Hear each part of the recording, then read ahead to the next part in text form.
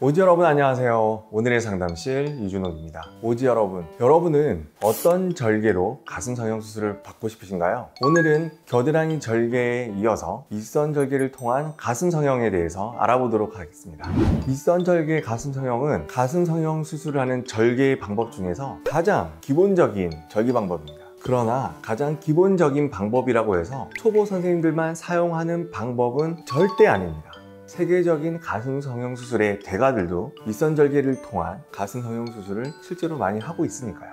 그런데 우리나라에서는 밑선 절개를 통한 가슴 성형 수술은 그렇게 선호되지 않았습니다. 왜 그러냐면 예전에 오지님들은 B에서 풀 B컵 정도의 가슴 크기를 원하셨는데 이러한 봉긋한 볼륨의 가슴을 가졌을 경우에는 정면에서 봤을 때는 밑선 절개의 흉터가 그대로 보일 수 있기 때문입니다. 그리고 9세대의 보형물과 가슴 성형 수술 방법으로는 가슴 절개의 크기가 4cm 이상이 되었기 때문에 더더군다나 밑선 절개를 통한 가슴 성형 수술을 할 수가 없었습니다. 그러나 현재에는 인체공학적인 보형물의 등장과 최소절개 가슴 성형 수술을 통해서 2.5cm의 아주 작은 절개를 통해서도 가슴 성형 수술이 완벽하게 이루어집니다. 그리고 오지님들의 체형도 많이 서구화돼서 키도 크고 힙도 많이 좋아지셨어요. 그래서 전체적인 밸런스가 맞는 가슴의 크기도 예전보다는 좀 더 커져서 C컵 정도 되어야 자연스러운 가슴과 체형을 가질 수 있습니다. 그래서 흉터는 가슴에 가려지기 때문에 크게 걱정하실 필요가 없으세요.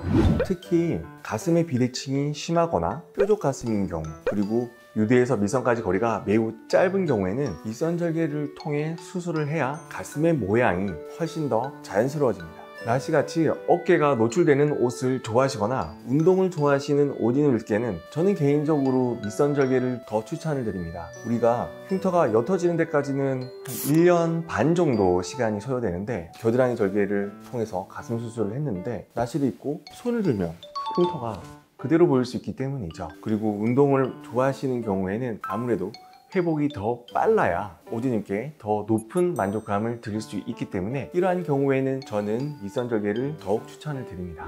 모티바, 세빈, 멘토 엑스트라 보형물은 스무스 쉘의 형태를 가지고 있습니다. 이러한 경우에 유두와 밑선까지 거리가 매우 짧은 오지님께 겨드랑이 절개를 통해서 큰 보형물을 사용한다면 밑빠짐이 생길 확률이 매우 높아질 수밖에 없어요. 저는 이 같은 경우에는 겨드랑이 절개를 그렇게 추천드리고 싶지가 않아요. 제가 항상 말씀드리지만 특정 절개 방법에 내 가슴을 맞추는 것보다는 내 가슴에 맞는 절개 방법을 선택하는 것이 훨씬 더 좋습니다. 오지님의 체형, 가슴, 그리고 니즈까지 맞춰서 수술 방법을 결정을 해야 실패할 가능성이 낮아지겠죠. 당연히 오지님은 소중하니까요. 저는 오지님의 가슴이 정말로 내추럴리 섹시한 모양이 되기를 바랍니다.